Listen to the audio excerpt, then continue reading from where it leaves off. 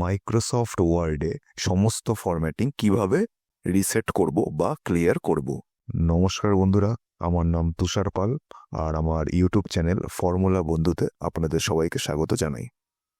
তো এখানে আমার কাছে একটা মাইক্রোসফট ওয়ার্ডের ফাইল রয়েছে যেখানে কিছু টেক্সট আমি লিখে রেখেছি এবং আপনারা দেখতে পাচ্ছেন এখানে প্রতিটা টেক্সটের স্টাইল আলাদা, প্রতিটা টেক্সটের কালার আলাদা।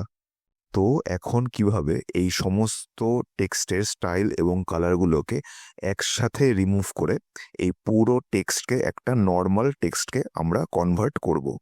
প্রথমে পুরো প্যারাগ্রাফটাকে সিলেক্ট করব, প্রেস করবেন Ctrl+A।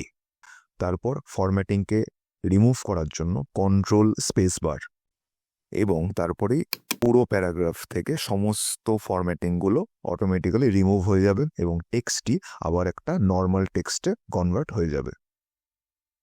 আশা করি এই ভিডিওটি আপনাদের ভালো লাগলো এবং আজকে আপনারা নতুন কিছু শিখতে পারলেন।